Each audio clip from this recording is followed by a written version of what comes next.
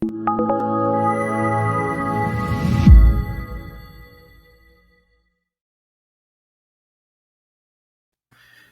everyone. This is Stephen Earp. Welcome to the Real Investing Show. This is episode 8, and I am with my co-host, the great Taylor Davis. So welcome, Taylor. Welcome back. Hey, Stephen. How are you, man? I am super duper. How are you? It's been a really long time since I've seen you. I know. It's Our last show was... I miss you bad. I miss you bad. I miss your face. Strangely, you're wearing the exact same shirt that I saw you in last time. Yeah, I only own one shirt.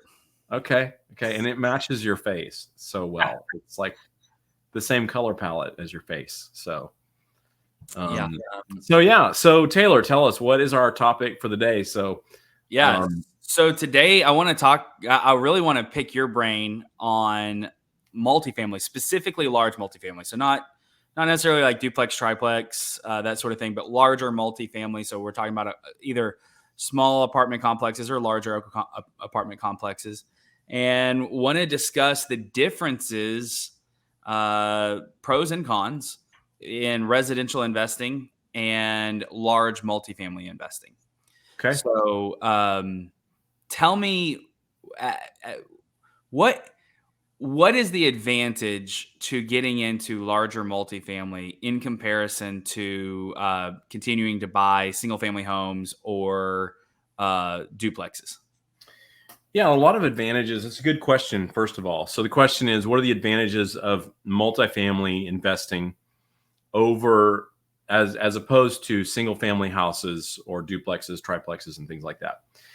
First of all, from an investment perspective, anything that's like a 5-plex or more is considered like multifamily for the purpose of like funding loans and things like that.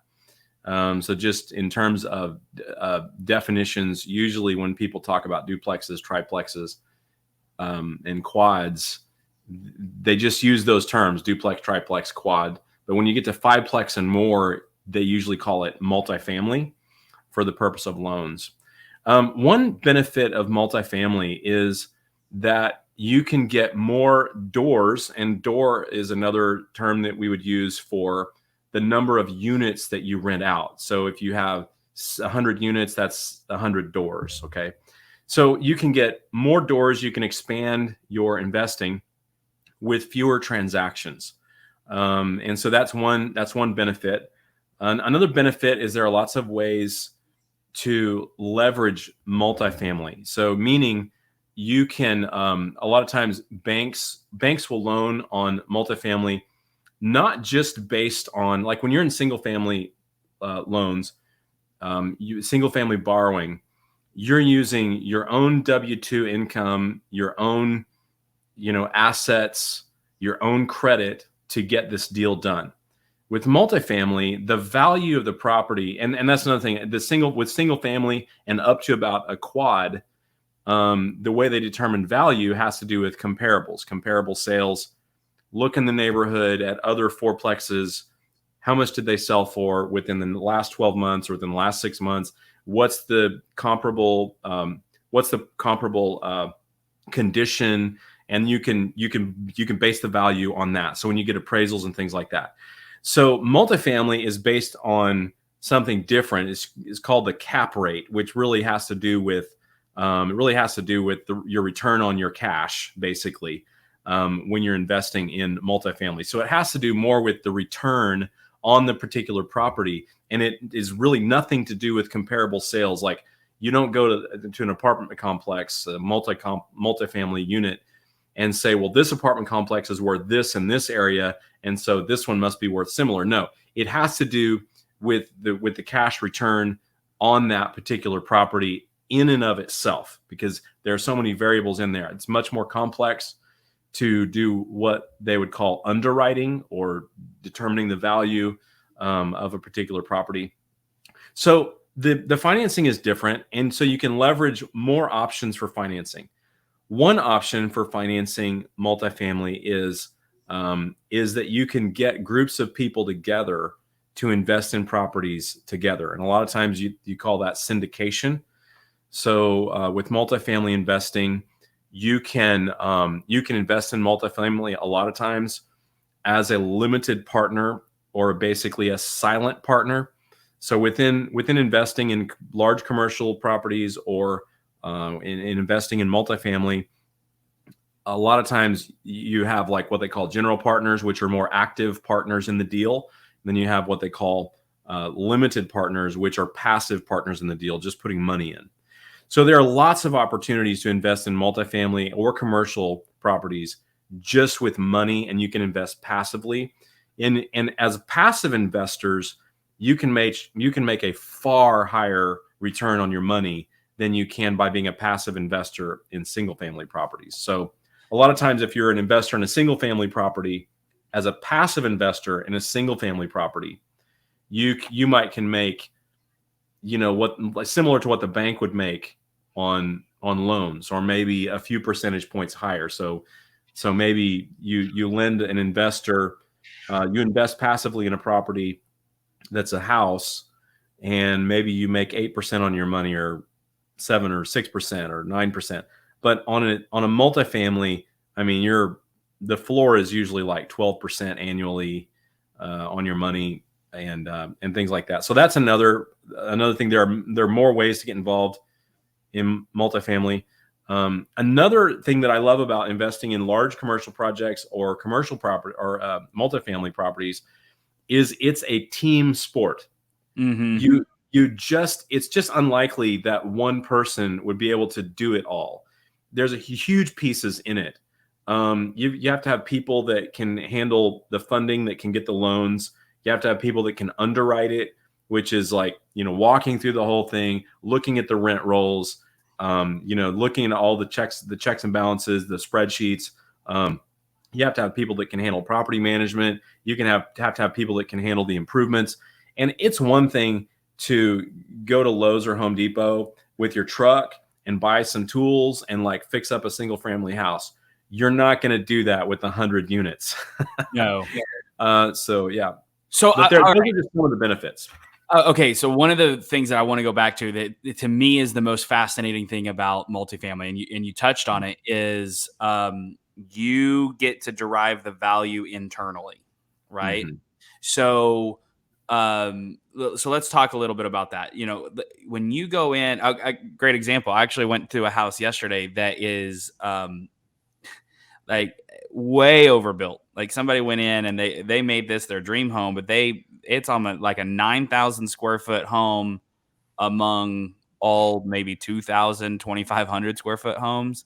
So is that house really worth 1.6 million like they're asking, as a 9,000 square foot home probably should be, with all of these amenities and things like that? Well, no, because your immediate surrounding area are all worth $300,000. So it's going to bring that overall value back down. So so when you're in a single family, what you're saying is, because you're limited on how much you can sell your house for later, solely based off other people around you and not based off your assets specifically. It's like assets.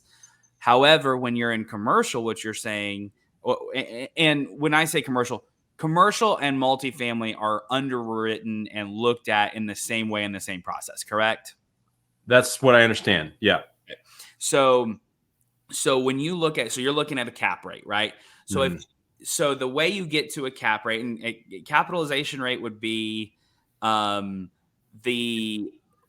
going to put this much money in and this much money is coming back to me every year. That's how you come up with a cap rate. So, I'm going to spend $10 million on an apartment complex, and I'm going to receive $500,000 a year back. Well, that's a 5% cap rate, right? Mm-hmm. So what you're saying is, because the value is derived from the cap rate, mm-hmm. right? Now all I have to do is increase that cap rate. How do you do that? So how do you increase the cap rate is, one, increasing the doing it about the value. I'm sorry. Using that cap rate, increasing the value. How do you increase the value?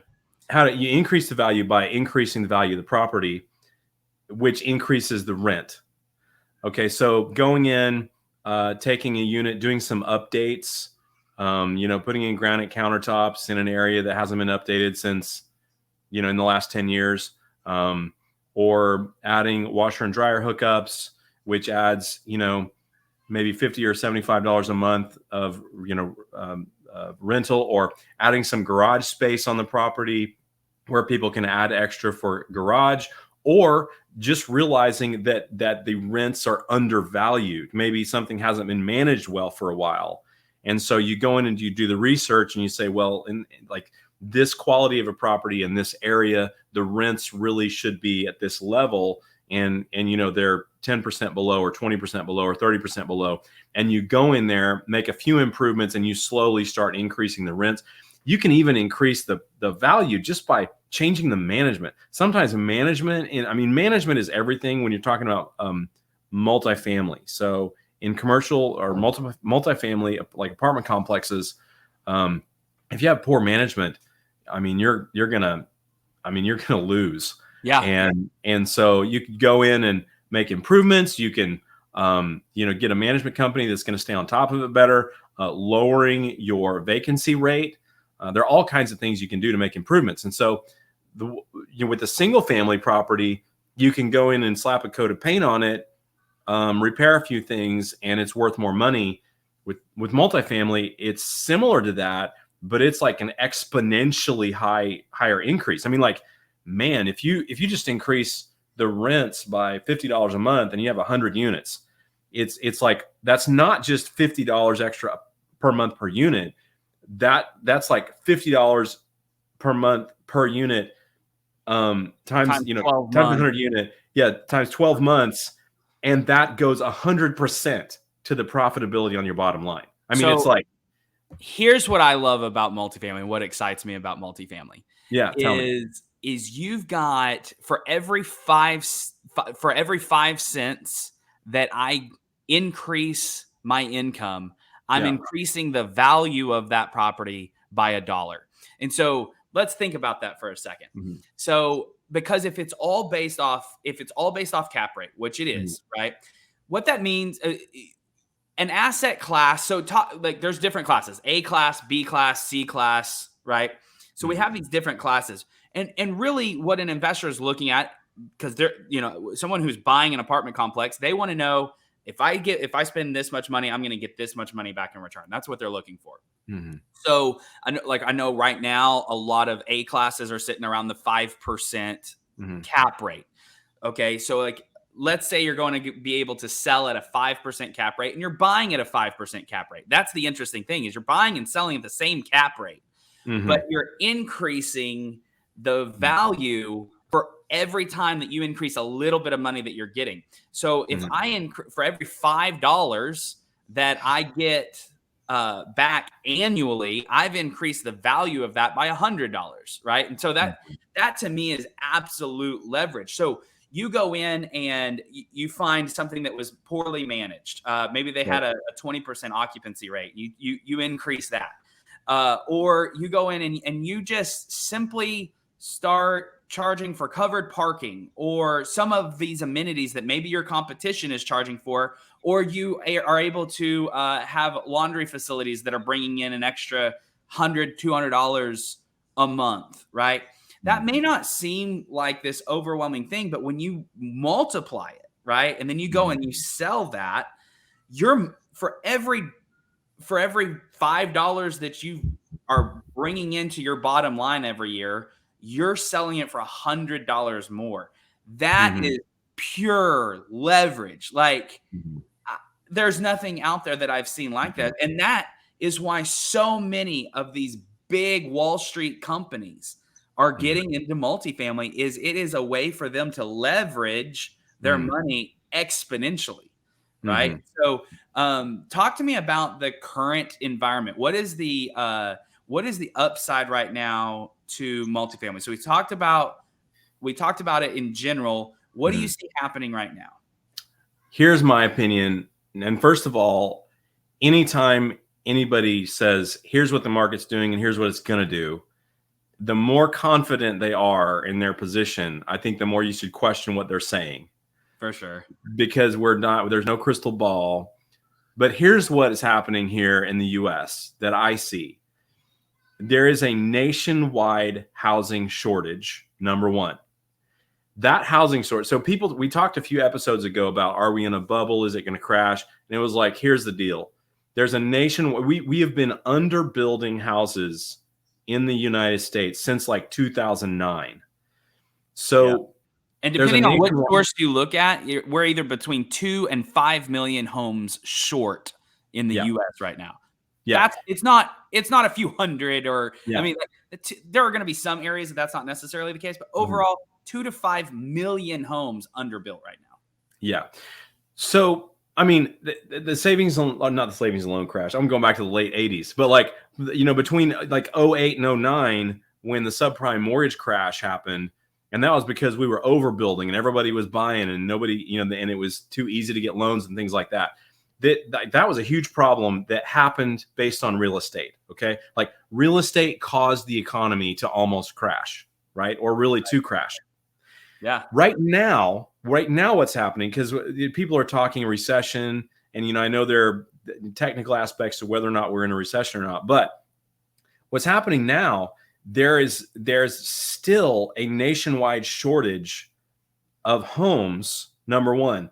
Number two, interest rates haven't they doubled in the last 6 months? They've doubled in the last like almost 3 months. Okay. So interest rates have doubled in the last So previously, 4 months ago, someone might have been able to get a loan for 3%, 3.5%, and now it's probably 6%. Yeah. So people. I checked for an investor loan earlier today. 7.5%. Yeah. See, that's back to rates that we were paying like in 0506. Right.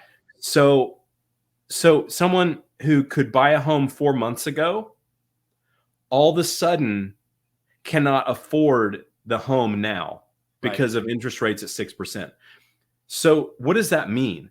That means all these people that 6 months ago, 9 months ago were on the market and would have bought a home, tons of them now are like, because of the interest rates, I'm either afraid to buy or I can't afford the home I want, so I'm going to wait. And anytime the market is changing, people freeze.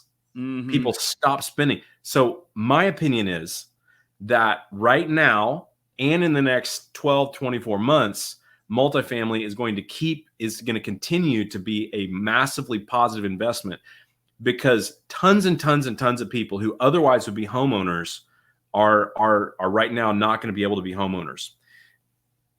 So that's my opinion. And there also are so many, even some of the hedge funds that are buying single family houses. And last I read, it was like only a few 100,000 single family houses are being bought by hedge funds, but it's enough to impact the market. Right. And what that does is that contributes to this challenge of people owning their own home. And so right now, I think the future for us to get out of the housing shortage is lots and lots of construction. The fastest way to do that is by building apartment complexes. And we're going to see more and more of that.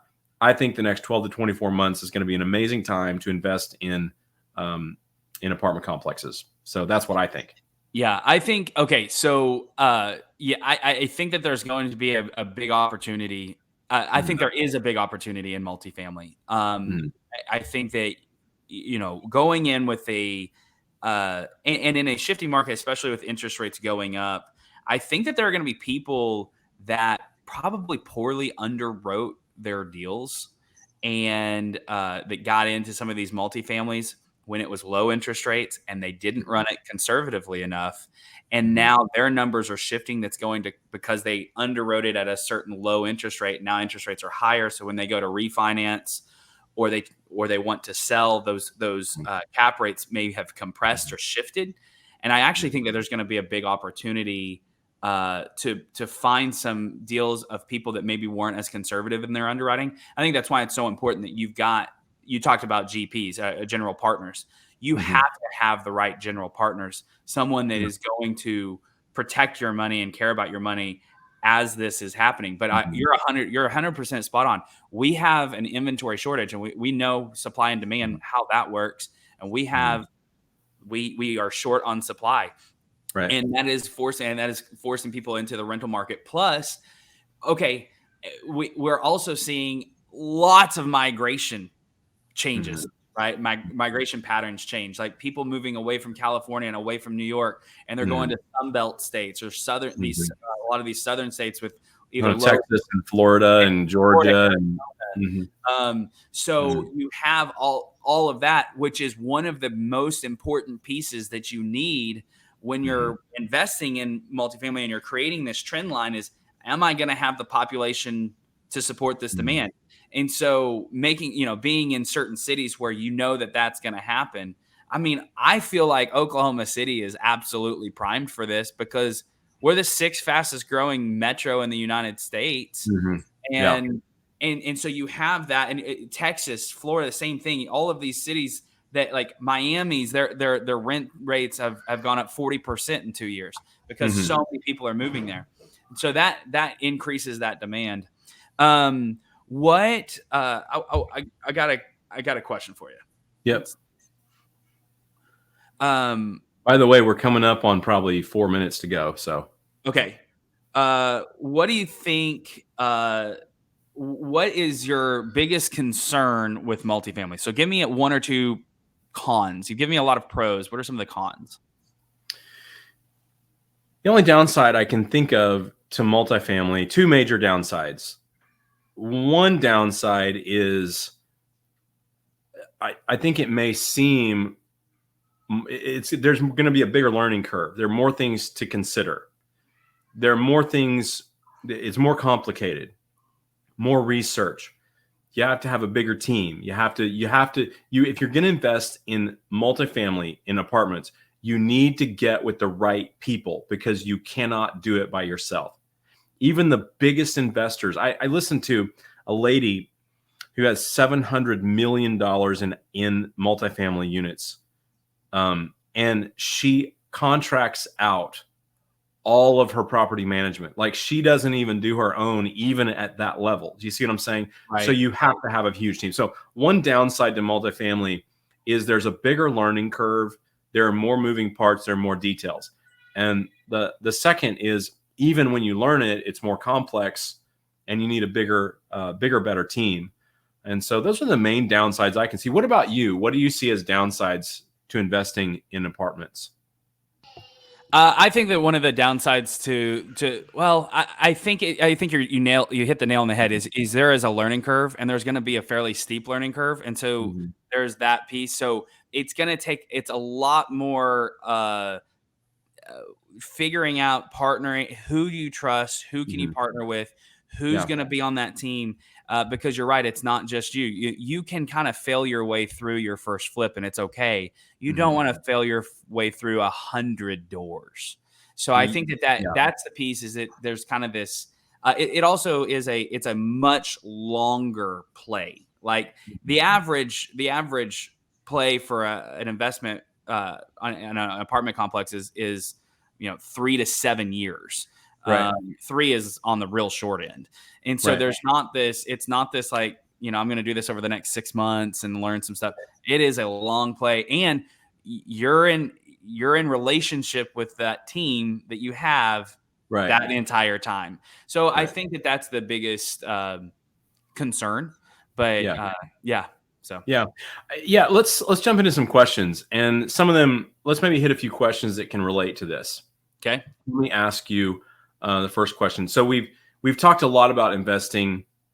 Let me start over. In this episode, we talked a lot about investing in multifamily apartment complexes. So Taylor, how can people invest with us as passive investors?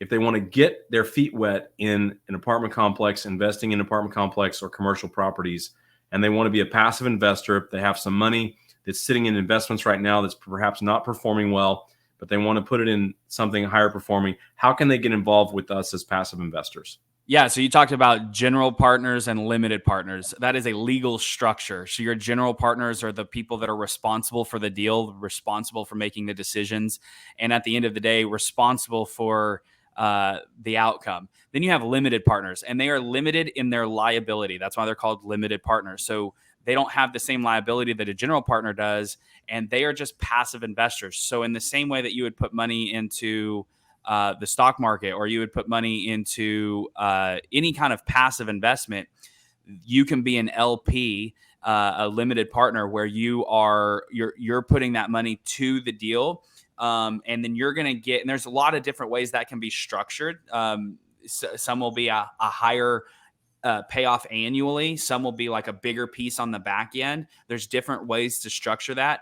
But if you're a limited partner, you're limiting your liability in the deal, and you don't have to have that expertise. You just have to have trust with your GC. So if you trust us and you want to work with us, you can put your money into a limited partnership position, so that you're able to go ahead and invest in that deal and see that return. And you're probably going to see, your money is going to be backed by an actual apartment that you are a partner in.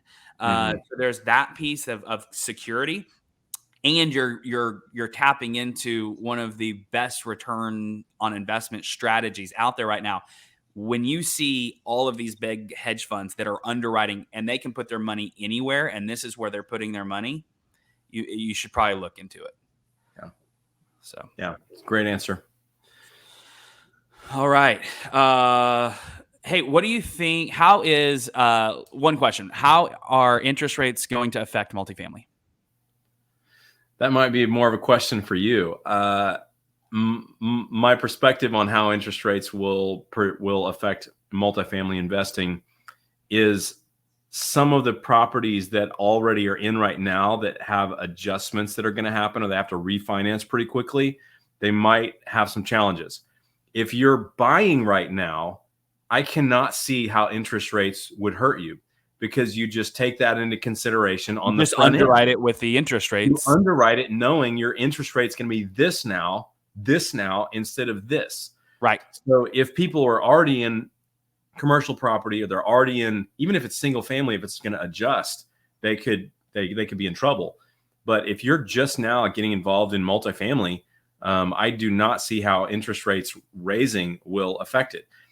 In fact, in a negative way. In fact, I actually think the interest rates going up will make multifamily a better investment, because fewer people can afford homes. Right. So you're creating more demand. It's increasing the demand on the rental side. It's increasing the strength of the rental market. Yeah. No, I agree with you. I think there's a huge opportunity. So, bro, Steven, I love you. Yep. Love it. Thank you so much. Great show. Always Let's insightful. do it again. All right. All right. Next guys, week. Like, comment, and share, and follow us to The Real Investing Show. We thank you guys so much. Post your real estate questions down below in the comments.